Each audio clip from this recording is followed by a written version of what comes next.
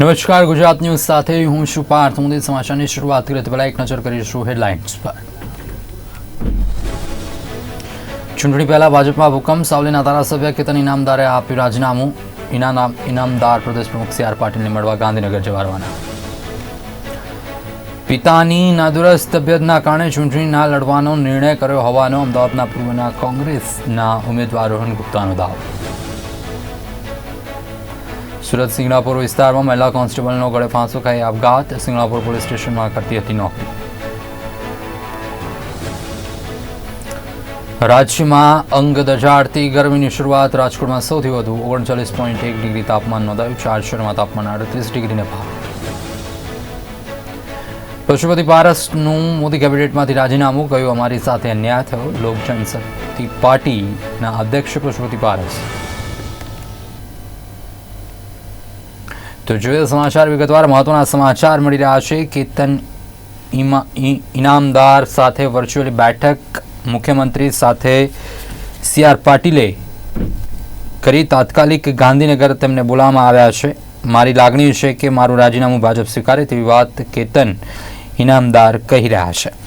તો સીએમ અને C R Patil Ketan ઇનામદારને Gandhinagar તાત્કાલિક બોલાવવામાં આવ્યા છે. કેતન ઇનામદાર ગાંધીનગર જવા માટે પણ રવાના થઈ ચૂક્યા છે. તો સાવલીના ધારાસભ્ય કેતન ઇનામદારે રાજીનામું આપ્યું છે અને તેને લઈને જે ખળભળાટ મચ્યો છે વડોદરા રાજકારણની અંદર. સાવલીના ધારાસભ્ય કેતન ઇનામદારે રાજીનામું આપતા સ્પીકર શંકર ચૌધરીને ઈમેલ દ્વારા રાજીનામું મોકલાવ્યું હતું. કેતન ઇનામદારે ધારાસભ્ય પદેથી રાજીનામું આપ્યું હતું. પ્રદેશ ભાજપ પ્રમુખ સી આર પાટીલનું નિવેદન પણ આ અંગે સામે આવ્યું છે કે કોઈપણ વ્યક્તિ નારાજગી વ્યક્ત કરી શકે છે તેવી વાત પણ સી આર પાટીલ. તો કેતન ઇનામદાર વર્ચ્યુઅલી બેઠક માટે ગાંધીનગર પહોંચ્યા છે. તો સીએમ અને સી આર પાટીલ સાથે તેઓ વર્ચ્યુઅલી બેઠક પણ કરશે. તાત્કાલિક ગાંધીનગર તેમને બોલાવવામાં આવ્યા છે. તો કેતન ઇનામદાર કોઈ નથી. મારી મને પ્લીઝ કેતન પાછળ છે, એક જ મિનિટમાં આવે છે. જે કઈ મુદ્દા હશે એ પાટીલ સાહેબ જોડે ચર્ચા કરીને એ નિર્ણય આપશે. મારે કોઈ ચર્ચા થઈ નથી. માત્ર પાટીલ સાહેબને મળવા માટે હું પ્રભારી હોવાના નાતે કેતનભાઈને લઈને આવ્યો છું. કેતનભાઈ એક જ મિનિટમાં પાછળ આવે છે. આપ એમને મળી શકો છો.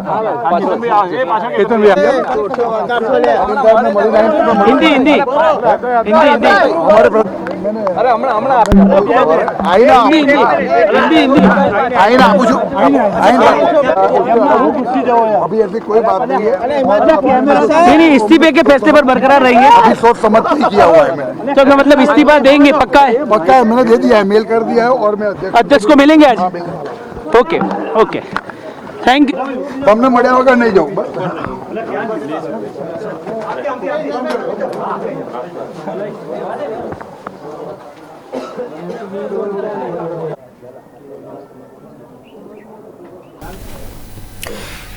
કેતન ઇનામદાર જો ગાંધીનગર ખાતે પહોંચ્યા, પત્રકારો સાથે વાતચીત પણ તેમનો ક્યાંક નિર્ણય જે છે એ સ્પષ્ટ નિર્ણય છે કે તેઓ રાજીનામું આપશે.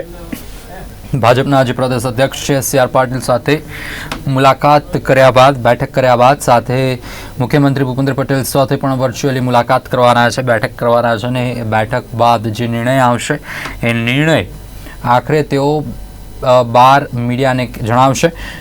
કેતન ઇનામદાર જે મુખ્યમંત્રી સાથે વર્ચ્યુઅલી બેઠક કરશે, ગાંધીનગર પહોંચ્યા છે અને એમણે સ્પષ્ટ કહ્યું છે કે હું રાજીનામું મેં મેલ કર્યું છે અને હું રાજીનામું આપવાનો છું. અને એમણે લાગણી પણ વ્યક્ત કરી છે કે મારું રાજીનામું જે છે તે ભાજપ સ્વીકારે તેવી વાત કેતન ઇનામદારે કરી છે.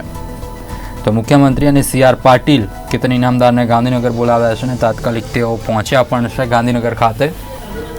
સાવલીના ધારાસભ્યને જેને લઈને વડોદરા રાજકારણની અંદર એકાએક ખળભળાટ પણ જોવા મળી રહ્યો છે. આ બાજુ ઇલેક્શનની તૈયારી છે, બીજી બાજુ જે લોકસભાની જે ટિકિટો ફાળવવામાં આવી છે એમાં ક્યાંક વડોદરાની અંદર જે ટિકિટ ફાળવવામાં આવી છે ત્રીજી વખત રંજનબેન ભટ્ટને રિપીટ કરાતા નારાજગી વ્યક્ત કરવામાં આવી રહી છે. આ જ અંગે વધુ વિગત આપવા માટે સંવાદદાતા હિતેન્દ્ર બારોટ અમારી સાથે જોડાઈ ચૂક્યા છે. હિતેન્દ્ર, કેતન ઇનામદાર ગાંધીનગર ખાતે પહોંચ્યા છે અને એમનું કહેવું એવું છે કે તેઓ રાજીનામું આપશે અને આશા વ્યક્ત કરી રહ્યા છે કે ભાજપ સ્વીકારે રાજીનામું. ભારતીય જનતા પાર્ટીના ધારાસભ્ય તરીકે કેતન ઇનામદાર રાજીનામું આપ્યું છે, જે મેલ મારફત આપ્યું છે. ત્યારે વાત કરીએ કે અત્યારે ગુજરાત ભાજપના પ્રમુખ સી.આર. પાટીલ દ્વારા એમને બોલાવવામાં આવ્યા હતા, તેઓ આવી પહોંચ્યા છે. હવે એમની સાથે ચર્ચાઓ થશે. સી.આર. પાટીલ દ્વારા ખાસની વાત એ વાત ઉપર ચર્ચા થશે એમના કેવા પ્રકારના પ્રશ્નો છે. કેતન ઇનામદાર પોતાના વિસ્તારના પ્રશ્નો હશે, સંગઠનના પ્રશ્નો જે કઈ હશે એ વાત કરશે. આ પ્રશ્નનો ઉકેલ લાવવા સરકાર હશે, બધે પ્રયત્નો કરશે. અહીંયા ખંભાતથી ઠરવાનો પ્રયાસ થશે. બિલકુલ, પણ ક્યાંક હિતેન્દ્ર ચર્ચા એવી થઈ રહી છે, ચર્ચા હવે જોર પણ પકડ્યું છે કે વડોદરાની જે લોકસભાની જે સીટ છે, જે ઉમેદવાર છે, ઉમેદવાર બદલાય એવી શક્યતાઓ પણ હવે ક્યાંક વ્યક્ત કરવામાં આવી રહી છે. કેતન ઇનામદાર અને વડોદરાનો ઇસ્યુ આ બંને અલગ બાબતો છે. આ ચોક્કસ વડોદરા જિલ્લાની બેટર છે, પણ વડોદરા શહેરની વાત કરું રંજનભાઈ ભટ્ટની ચોક્કસ નારાજગી જોવા મળી છે કે 2019 પહેલી વખત ધારાસભ્ય બન્યા છે, બીજી વખત લડી રહ્યા છે. એના કારણે એમની કામગીરી લઈને, કાર્યપદ્ધતિ લઈને ચોક્કસ નારાજગી છે. જાહેરમાં પીઠ પર ધરાવતા એવા જીતુભાઈ પંડ્યા પણ પોતાનો બળાપો વ્યક્ત કરે છે. એ પોતે પૂર્વ મેયર પણ રહી ચૂક્યા છે. અનેક લોકો કાર્યકર્તાઓ ભાજપના એવા છે કે જે લોકો બોલી શકે એવી સ્થિતિમાં નથી.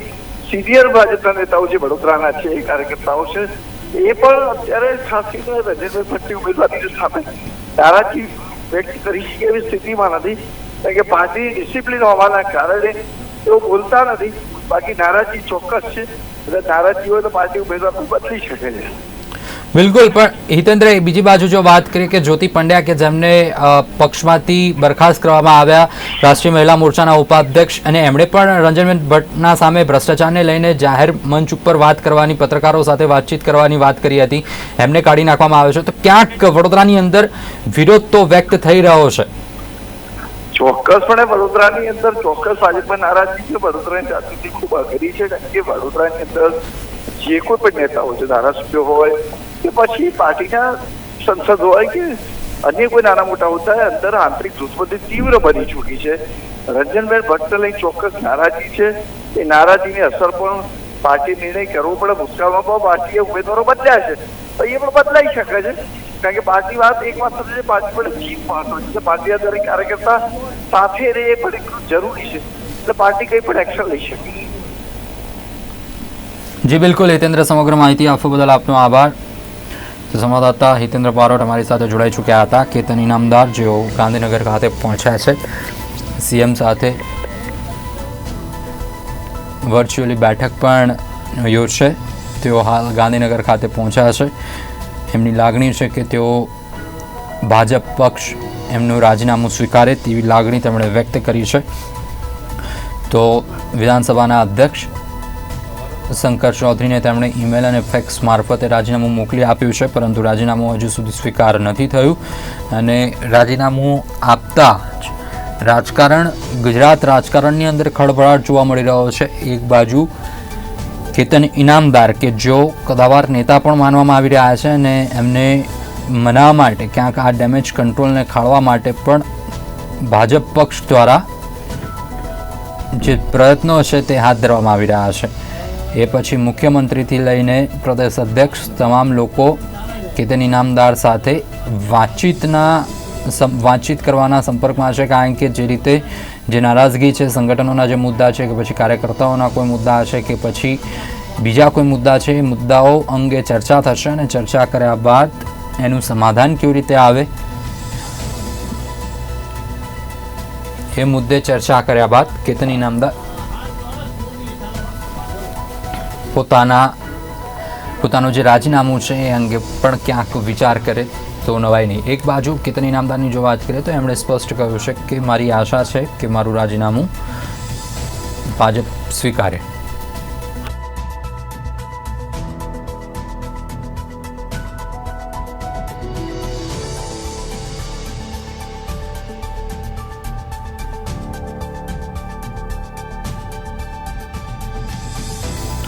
તો આ જ અંગે વધુ વિગત આપવા માટે આપણી સાથે વડોદરા લોકેશન હેડ પ્રકાશ ફ્રોમા આપણી સાથે જોડાયા છે. પ્રકાશભાઈ, જે રીતે આખી આ ઘટના છે વડોદરાથી લઈને જે સાવલીના ધારાસભ્યને જે ગત રાતથી જે રાજીનામાની ઘટના આખી સામે આવી, એકાએક ફેક્સ દ્વારા રાજીનામું આપવામાં આવ્યું ને જે હવે ગુજરાતનું રાજકારણ ક્યાંક ગરમાયું છે.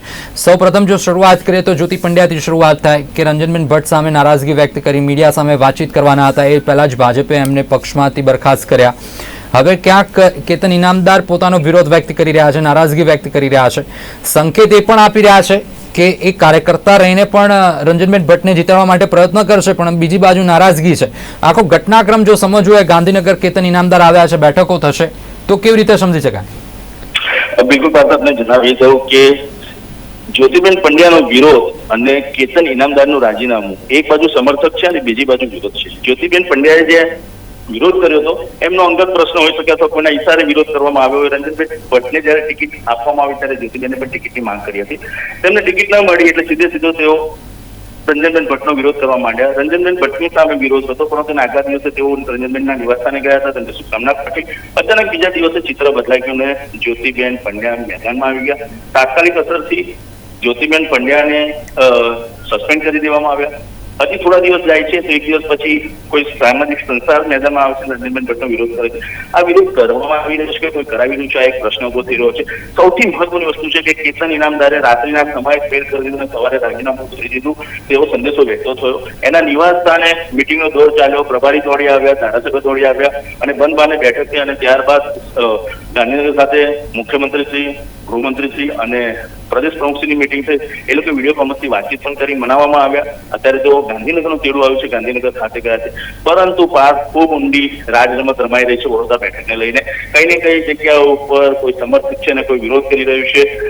ખૂબ મોટી વાત છે, કારણ કે અત્યાર સુધી વડોદરાની બેઠક એ ભારતીય જનતા પાર્ટીનો ગઢ ગણવામાં આવે છે. ભારતીય જનતા પાર્ટીનો ગઢ છે એટલે જ કઈ ને કઈ જગ્યા ઉપર આ રાજરમત આ વખતે જોવા મળી રહી છે. રંજનબેન ભટ્ટ સત્તાવાર ઉમેદવાર છે, ત્રીજી વખત રિપીટ કરવામાં આવે છે, ક્યારે પણ એમનો વિરોધ નથી થયો. ભારતીય જનતા પાર્ટી દિલ્હીથી લઈને ગ્રામ પંચાયત સુધી સત્તા સ્થાને છે, ત્યારે કોઈ પણ એનો વિરોધ કરવાનું સભ્ય ન કરી શકે, પરંતુ વિરોધ કરવામાં આવી રહ્યો છે. કોઈના ઈશારે જ આ રાજરમત રમાઈ રહી છે અને કઈ ને કઈ જગ્યા પર જાણકારી સૂત્ર બાબતે જો તમને જણાવી દો પાર, તો મહત્વની વાત છે કે વડોદરાની બેઠક બદલવાની વાત છે, ઉમેદવાર બદલવાની વાત છે અને ઉમેદવાર બદલવાની વાત કહેતી થતાની સાથે કેતન ઇનામદાર નારાજ થયા છે અને તેમને જંગના મંડાણ કરી દીધા છે અને રાજીનામું કરી દીધું છે. ખૂબ લોકપ્રિય નેતા છે, જુચારુ નેતા છે, મહેનતકશ નેતા છે, યુવા નેતા છે, લોકપ્રિય નેતા છે, ત્યારે કેતન ઇનામદારે રાજીનામું કરી દીધું. ભારતીય જનતા પાર્ટીમાં ચોક્કસપણે એ સમાચાર ભૂકંપ સર્જી તેવા છે. મનાવવાની વાત ચાલી રહી છે, પરંતુ સાથે સાથે વાત વિસરાય નહીં, કારણ કે બપોર બાદની આ ચર્ચા છે કે વડોદરા જે ઉમેદવાર છે રંજનબેન ભટ્ટ, તેને બદલવાની વાત ચાલી રહી છે. જગ્યા પર બીજા કોઈ ઉમેદવારને લાવવાની વાત ચાલી રહી છે. એટલે કેતન ઇનામદાર નારાજ છે અને એટલે જ કેતન ઇનામદારે રાજીનામું કરી દીધું છે. પાર્થ બિલકુલ પ્રકાશ, ક્યાંક ચર્ચા એ પણ ચાલી રહી છે કે જે રીતે એક બાજુ પાર્ટી એવું કહી રહી છે, ભાજપ એ કહી રહ્યું છે કે 370નો એક આંકડો મૂકેલો છે બહુમત માટેનો અને એનડીએ માટે 400 ને પાર, પરંતુ આ રીતેની પરિસ્થિતિ ક્યાંક આંતરિક કલહ જોવા મળી રહ્યો છે પક્ષની અંદર. ક્યાંક ઉલટી ગંગા ભાજપની અંદર હવે વહેતી હોય એવું લાગી રહ્યું છે. કોંગ્રેસમાં તો ખેર મોટા મોટા નેતાઓ રાજીનામા આપતા હતા, પરંતુ હવે ભાજપમાંથી પણ ક્યાંક રાજીનામા સામે આવી રહ્યા છે. શું લાગી રહ્યું છે આ વખતે જે 400 પારનો જે આંકડો હતો અને ખાસ કરીને ગુજરાત એક હેટ્રિક એક ભાજપનું ગઢ માનવામાં આવી રહ્યો હતો, આ વખતેની પરિસ્થિતિ આંતરિક કલહના કારણે કેવી જોવા મળી રહી છે? ભારતીય જનતા પાર્ટીનો ગુજરાત ગઢ છે તો વડોદરા પણ ગઢ છે. 400 પાર થશે, સત્તા સ્થાને આવશે એ પછીની વાત છે, પરંતુ અત્યારે જે આંતર કલહ છે ભારતીય જનતા પાર્ટીમાં ભાંગડ છે, એનું કારણ ચોક્કસ એક નજર કરશો તો છેલ્લા ઘણા સમયથી નવા સવા લોકો ભારતીય જનતા પાર્ટીમાં સ્થાન જમાવીને બેઠા છે અને કઈ ને કઈ જગ્યા પર ભારતીય જનતા પાર્ટીના કાર્યકર્તા, હોદ્દેદારો, જૂના લોકો જે ભારતીય જનતા પાર્ટીની ધરોહર અને પાયાના લોકો છે તે હાસ્યમાં ધકેલી રહ્યા છે. કઈ ને કઈ જગ્યાએ નારાજગી છે કાર્યકર્તાઓ અને હોદ્દેદારોમાં. વિરોધની સાથે રોષ પણ પ્રગટી રહ્યો છે. પસંદગીની અંદર એમને સમાવેશ કરવામાં નથી આવતો. સાથે સાથે બીજી જગ્યા પર પણ તમે ધકેલવાની યાદ આવે છે, ત્યારે કઈ ને કઈ જગ્યા પર આ રોષ પ્રગટ થઈ રહ્યો છે. યેનકેન પ્રમાણે 400 સીટો મેળવતો ભારતીય જનતા પાર્ટી એવા દાવા કરવામાં આવી રહ્યા છે. સમયની વાત છે, પરંતુ આંતરિક કલહ ગુજરાતને કઈ ને કઈ જગ્યાએ ભારતીય જનતા પાર્ટીનો વિવાદ ભાંગડ અને ભારતીય જનતા પાર્ટીમાં ચાલતા વિવાદ એને કઈ ને કઈ જગ્યાએ નબળું કરી રહ્યા છે. આ વખતે 26 સીટો ઉપરની હાલમાં જ 6 થી 7 સીટો છે જેમાં ખરાખરીનો જંગ જોવા મળશે, ટક્કર થશે. જ્યારે આંતરિક કલહ ભારતીય જનતા પાર્ટીના માટે કપરા ચઢાણ ચોક્કસપણે સાબિત કરી શકે છે આવનારા સમયમાં. બિલકુલ. એક છેલ્લો પ્રશ્ન પ્રકાશભાઈ, કે જે રીતે આખી આ ઘટના થઈ રહી છે, સી આર પાટીલને કમાન સોંપવામાં આવી આવ્યું છે કે કેતન ઇનામદારને મનાવવા માટેની કે કોઈ પણ રીતે એક જે ડેમેજ કંટ્રોલ કરવાની વાત છે એ CR પાટીલના હસ્તકે છે. શું લાગી રહ્યું છે કે કેતન ઇનામદાર ઘીના ઢામમાં ઘી ઢળશે કે પછી એ તેઓ મક્કમ જ છે કે રાજીનામું આપવા માટે? રાજીનામાનું માત્ર રંજનબેન ભટ્ટ ભાઈ માણસી કેતન ઇનામદારને પારિવારિક સંબંધ છે અને કેતન ઇનામદાર રંજનબેન ભટ્ટથી જરા પણ દૂર નથી. જે રીતે મેં અગાઉ જણાવ્યું એ રીતના રંજનબેન ભટ્ટને બધામાં વાત થવી હોય ત્યારે કેતન ઇનામદાર પોતાનું રાજીનામું નહીં કહે છે જ્યાં સુધી આ માંગ સંતોષાય નહીં. બીજી બાજુ કોઈ ઉમેદવારને લાવવાની વાત કરી રહી છે એ ઉમેદવારનું નામ જાહેર કરવામાં નથી આવ્યું, પરંતુ કેતન ઇનામદારને કઈ જગ્યાએ જાણકારી મળી છે કે ઉમેદવાર અલગથી હોઈ શકે. એ ઉમેદવાર અલગથી હોઈ શકે એનું નામ કેતન ઇનામદાર જાણે એના કારણે સ્પષ્ટપણે કેતન ઇનામદારે રાજીનામું કરી દીધું છે અને ઘણા બધા લોકો આના કારણે રાજીનામા કરી શકે છે. પણ આ સ્પષ્ટ વાત છે, કેતન ઇનામદાર ત્યારે જ માનશે જ્યારે રંજન ભટ્ટ સાંસદના ઉમેદવાર હશે. બિલકુલ બિલકુલ બિલકુલ પ્રકાશ, અમારી સાથે આપ જોડાયા, અમારી સાથે એ બદલ આપનો આભાર. લોકેશન હેડ વડોદરાનો લોકેશન હેડ પ્રકાશ વર્મા આપણી સાથે જોડાયા હતા અને એમનું કહેવું છે કે ક્યાંક જે ચર્ચાઓ ચાલી રહી છે લોકસભાની જે વડોદરાની જે ટિકિટ છે એને લઈને રંજનબેનનું ક્યાંક નામ કપાય તો કેતન ઇનામદાર રાજીનામું આપશે તેવી વાત છે ને જે ક્યાંક કેતન ઇનામદારને એ ખ્યાલ એક અણસાર આવી ગયો છે કે કોનું નામ ચર્ચામાં હશે ને કોના નામ ઉપર કળશ ઢોળાઈ શકે છે જો નામ બદલાય તો.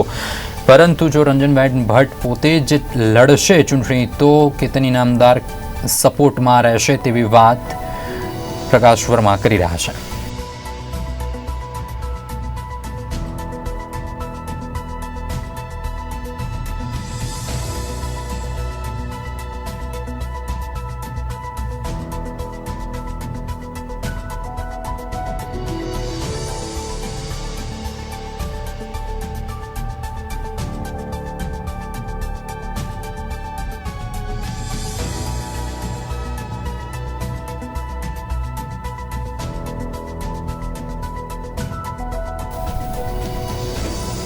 અન્ય મહત્વના સમાચાર ઉપર નજર કરીએ તો અમદાવાદ પૂર્વ લોકસભાના કોંગ્રેસના ઉમેદવાર રોહન ગુપ્તાએ ચૂંટણી ન લડવાની જાહેરાત આપી હતી. પોતાના પિતાની તબિયત નાદુરસ્ત હોવાથી ઉમેદવારી પરત ખેંચવાની વાત રોહન ગુપ્તાએ કરી હતી. નવા ઉમેદવારને નિયુક્ત કરવા માટે કોંગ્રેસ પક્ષને તેમણે અપીલ કરી છે. નવા ઉમેદવારની પસંદગી કરવા રોહન ગુપ્તાએ આ અંગે પોતાની પ્રતિક્રિયા આપતી ટ્વીટ પણ કર્યું હતું. જોઈશું રોહન ગુપ્તાની પ્રતિક્રિયા. મારા પિતા એ માટે ઓકે નહોતા, 20 વર્ષ પહેલા લડેલા હતા. એમના જે અનુભવો હશે ક્યાંક ને ક્યાંક એક પુત્ર તરીકે એમને એક હતું કે એમની જોડે જે અનુભવો છે એમની જોડે રિપીટ થશે. એમને હું કન્વિન્સ કરવાનો પૂરો ટ્રાય કર્યો. પાર્ટીએ જ્યારે મને આદેશ આપ્યો કે ના રોહન લડવાનું છે, મેં એને સ્વેચ્છાએ સ્વીકાર્યો. અને જે મારી જોડે સાથીઓ જોડાયેલા છે, મારી ટીમના હર્ષભાઈ હોય ને તમામ લોકો, એ જ દિવસથી લાગી ગયા 100 માણસની ટીમ ઊભી કરી. મધ્યસ્થ કાર્યાલયના ઓપનિંગની તારીખ 23 નક્કી કરી. ગઈકાલે હિંમતસિંહ ભાઈને ત્યાં બેસીને બાપુનગરનું સંમેલન 20 તારીખનું અમે નક્કી કર્યું. ડોર ટુ ડોરનો રૂટ અમે નક્કી કર્યો. બધી જ વસ્તુ જે વ્યવસ્થા કરવાની હોય, ખાવાની હોય, મંડપની હોય, આ એક અઠવાડિયામાં હું ઘણા સાથીઓને મળ્યો પણ નહીં, કીધું મને ટાઈમ મળ્યો છે, મને વ્યવસ્થા. એટલે આ વખતે એવી ચૂંટણી લડીને બતાવી હતી કે એક મેસેજ જાય કે આખા દેશમાં મેં ઇલેક્શન મેનેજમેન્ટનું કામ કર્યું છે, કઈ રીતે ચૂંટણી લડાય અને અમદાવાદથી મારું ભવિષ્ય જોડાય. મને ખબર છે કે બધી જ મેં કામગીરી કરી હોય, જ્યાં સુધી ઇલેક્ટ્રોલ પોલિટિક્સમાં એક વખતે ઈમાનદારીથી પ્રયાસ નહીં કરીએ. અમદાવાદના કાર્યકરમાં હિંમતસિંહભાઈએ નવી બોડી કરી ત્યારથી એક જુસ્સો હતો અને સારી રીતે ઇલેક્શન, મને ખબર છે, સૌ જાણે છે કે ટફ સીટ છે. એટલે એ ટફ સીટમાં ઉતરવાનું કામ એ જ હતું કે કાર્યકર તરીકે લડીને એક મેસેજ જાય અને અમદાવાદથી સારી શરૂઆત થાય તો એની આખા ગુજરાતમાં એની અસર પડે. એટલે પહેલી વાત તો આ જ કારણથી ટિકિટ સ્વીકારીને એની પાછળ હું લાગી ગયો હતો. જ્યારે ગઈકાલની હું વાત કરું, આપણે 4 દિવસથી લગભગ 16 તારીખથી મારા ફાધર એડમિટ છે આઈસીયુમાં. ઘણી બધી ચર્ચા થઈ કે એમ એક પિતા તરીકે એમનો ડર હતો, દર 15 મિનિટે એમને એન્ઝાયટી એટેક આવતા કે બીપી વધી જાય. ઘણા બધા મારા સાથીઓ, બધા જ હિંમતસિંહભાઈ, શૈલેષભાઈ, બિમલભાઈ, પંકજભાઈ, બધા જ સાથીઓ મારી સમક્ષ, શક્તિસિંહભાઈ, બધાએ બનતો પ્રયત્ન કર્યો. એક ફાધર એક ઇમોશનલ વ્યક્તિ હોય છે, એમને મળવા આવ્યા ત્યારે પણ એમણે કીધું કે ના, મને ડર લાગે છે, હું કાલે મારા પુત્ર જોડે કંઈક ખોટું થાય. મેં ત્યારે પણ કીધું કે નહીં પપ્પા, આપણે કરશું અને પાર્ટીના સૈનિક તરીકે કામ કરશું. ગઈકાલે જ્યારે મને મેસેજ મળ્યા કે એમણે રાજીનામું આપ્યું, ત્યારે હિંમતસિંહભાઈ જોડે એક સભામાં હતો, મને શૈલેષભાઈનો ફોન આવ્યો. તરત મેં એમને ફોન કર્યો અને થોડુંક મારે વધારે સાહેબ બોલવાનું થઈ ગયું. પપ્પા, મને પ્લીઝ લડવા દો, મારી ઇજ્જતનો સવાલ છે ને પાર્ટીએ કર્યું છે, પ્લીઝ તમે મારું આ ડિસિઝન મને લેવા દો, આ મારો નિર્ણય છે, પ્લીઝ મને કરવાનો. ત્યારે જોરથી શાઉટ કર્યું અને ત્યાં ને ત્યાં એ અનકોન્શિયસ થઈ ગયા. હું તરત મિટિંગમાંથી ભાગ્યો, આઈસીયુમાંથી લઈને એમનું અહીંયા આવ્યો. જ્યારે હું એમને લઈને આવ્યો ત્યારે એમની એક જ કન્ડિશન હતી, મારા પરિવારના બધા લોકો સામે હતા, 2 મિનિટ અનકોન્શિયસ થતા હતા, ઇન્જેક્શન લેવાની ના પડી કે પહેલાં તું રાઇટિંગમાં ગમે તે તું કર દે, પછી હું તારી જોડે વાત કરીશ. તો મારા માટે સાથીઓ એટલો કપરો નિર્ણય કે જ્યારે માણસે એક સપનું જોયું કે આ રીતે મારે ઇલેક્શન લડવું છે અને એ નિર્ણયમાંથી યુટર્ન કરીને, કારણ કે જ્યારે પિતાની વાત આવે સાથી માનું કે બધી જ સ્વાર્થ, બધો જ લાલચ, બધી જ રાજનીતિ બાજુમાં રહી છે. તો હું એક પારિવારિક સદસ્ય છું અને એક પરિવાર, મારા માટે મારું પરિવાર સૌથી ઉપર છે અને ક્યાંક ને ક્યાંક મને મારી કોઈ ઈચ્છા નથી. એમનું રાજીનામાનો મને મેસેજ આવ્યો એ પછી આઈસીયુ વેનમાં મેં આવ્યા ત્યારે પણ મેં એમને ટ્રાય કર્યો કન્વિન્સ કરવાનો, પછી પણ અહીંયા ટ્રાય કર્યો, અહીંયા આઈસીયુ ઇમરજન્સી રૂમમાં પણ ટ્રાય કર્યો, ક્યાંક ને ક્યાંક હું સફળ ના થઈ શક્યો. એટલે સાથીઓ, આ દિલથી વાત કરું છું, તમારી વચ્ચે ઘણી ક્લોઝલી જોડાયેલો છું કે મારું મન જાણે છે. અત્યારે હું તમને પણ કન્વિન્સ કરી રહ્યો છું, પરિવારને પણ કન્વિન્સ કરી રહ્યો છું, મારા વર્કરોને બી, મારા લીડરોને બી કન્વિન્સ કરી રહ્યો છું. એટલે આપની વચ્ચે એટલી જ વસ્તુ કે મારા માટે આ ખૂબ ડિફિકલ્ટ અઘરું ડિસિઝન હતું, પણ ક્યાંક ને ક્યાંક કોઈ વ્યક્તિ પોતાના પિતાને સામે બેભાન જોવે, અનકોન્શિયસ જોવે અને કાલે ઉઠીને કંઈક પણ એમને થયું, મારી આખી જિંદગી મને માફ ના કરી શકે. એટલે માત્ર એ જ કારણથી મને ખૂબ દુઃખ થયું, પણ મારા માટે કાલે આ ડિસિઝન લેવું, એટલે મારી જોડે કોઈ ઓપ્શન જ નહોતો, એટલે મારે ગઈકાલે આ ડિસિઝન લેવું પડ્યું. એવું કારણ નહોતું. ઘણીવાર કેવું હોય કે વ્યક્તિના પોતાના એક્સપિરિયન્સ હોય. 2004માં એ પણ ચૂંટણી લડેલા હતા, એ પહેલાં કોર્પોરેશનમાં કંઈક ઇસ્યુ એમના સમય થયેલા હતા, એટલે એમનું 15 વર્ષ પહેલાં બાયપાસ થયેલું હતું. એ લાગણીશીલ વ્યક્તિ, એટલે ઘણીવાર એમને હાર્ટના ઇસ્યુને થાય, અમારે બહુ સેન્સિટિવલી એમને કેર કરવા પડતા. એટલે ઘણી વખત એવું થાય, કારણ કે હું આજે એકદમ ટ્રાન્સપરન્ટલી આ વાત કરવા માંગુ છું. ઘણા એવા સાથીઓ બી હતા કે જે નહોતા ઈચ્છતા કે હું ચૂંટણી લડું, એ લોકો પણ એમને જઈને મળતા અને કહેતા કે ના આપના પુત્ર જોડે આ થશે. મેં એમને કન્વિન્સ 4 દિવસ પહેલા ઓકે પણ હતા, મને કીધું કે ના ચાલ તું કર, હું તારી જોડે છું. જ્યારે એડમિટ હતા ત્યારે મને ખૂબ ખુશી થઈ. પાછા બીજા દિવસે કોઈક મિત્રો મળ્યા હશે અને પાછું કર્યું. એટલે ક્યાંક ને ક્યાંક એ માનસિકતામાં નહોતા કે એમના પુત્ર જોડે કંઈક ખોટું થાય. એટલે એમનો જે ડર, પણ મને વિશ્વાસ હતો, જે પ્રકારે હું અત્યારે ગ્રાઉન્ડની પરિસ્થિતિ હું જોતો હતો, જે મને ઉમરકો મળ્યો હતો, જે પ્રકારે સંગઠન હતું, મને વિશ્વાસ હતો. એ વિશ્વાસ હું ક્યાંક ને ક્યાંક એમનામાં સંપાદિત નહીં કરી શકું. મારા માટે ન્યૂઝ હતા, મારા માટે બી હું જ્યારે મિટિંગમાં હતો મેં સવાલ એમને એ જ કર્યો, બધી જ વાત બરાબર છે, રાજીનામું શેના માટે? એમને મને કીધું તમે ઉમેદવારી ખેંચો એ માટે એમને રાજીનામું આપ્યું. હું નથી, મને ખબર નથી, મને લાગે છે કે એમની હેલ્થ કન્ડિશન પરમિટ નહીં કરતી હોય. એટલે મેં આ સવાલ એમને પૂછ્યો, મારે ફોન ઉપર એ ઝઘડો કે પપ્પા એકવાર વાત કરી લે મારી જોડે અને પછી તમે તમારો નિર્ણય લે. અને એ જ્યારે વાત કરી ત્યારે જે ડિસ્ટર્બ થઈ ગયા અને અનકોન્શિયસ થઈ ગયા અને એમને હોસ્પિટલ અહીંયા લાવવા પડ્યું. મારે એક બીજી વસ્તુ કહેવી છે, હું એક બીજી વસ્તુ તમને કહી દઉં પછી તમે, મારે એક વસ્તુ બીજી કહેવી છે, એક જ વસ્તુ. હું સેન્સિટિવ માણસ છું. મને કોઈએ એક વોટ્સએપ મોકલ્યો, એક કહેવાતા નેતા જેને 2002માં પાર્ટીની પથારી ફેરવી નાખી, જેના કારણે પાર્ટી હારી, આજે મને ગદ્દારીના મેસેજ આપે છે. અને એમની મારા પિતા જોડે વ્યક્તિગત મૈત્રી હોવા છતાં પણ આ પરિસ્થિતિમાં જે પ્રકારની મેં ટ્વીટ જોઈ છે, હું એમને કહેવા માંગીશ કે તમે જોડે ના ઊભા રહી શકતા હોય એટલીસ્ટ માનવતાના ધોરણે જ્યારે હું પાસ થઈ રહ્યો છું, આ પ્રકારના ધંધા ના કરે. મારી જે વિનમ્રતા છે ને મારી મજબૂરી ના સમજશો. અત્યાર સુધી હું હંમેશા ચૂપ રહ્યો છું, હું વ્યક્તિગત પસાર થઈ છું, પણ જો આ પ્રકારની કંઈ પણ આવશે તો હું 100% પ્રતિક્રિયા આપીશ. અને પાર્ટીને પણ મારી વિનંતી છે, એક મિનિટ, પાર્ટીને પણ મારી વિનંતી છે કે હું આ પરીક્ષામાંથી પાસ થઈ રહ્યો છું, આવી વ્યક્તિને રોકે. કોઈએ મને શિખામણ આપવાની જરૂર નથી ઈમાનદારીની. મારા પિતાએ 40 વર્ષ અને મેં 15 વર્ષ સુધી નિસ્વાર્થ સેવા કરી. ઘણીવાર એટેક થયા, પાર્ટીના લોકોએ અંદરના એટેક કર્યા.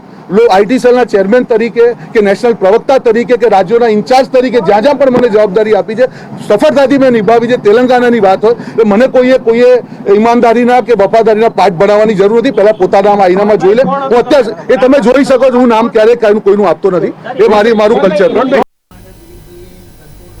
તો સમાચારની રજૂઆતમાં બસ આટલું જ. નમસ્કાર.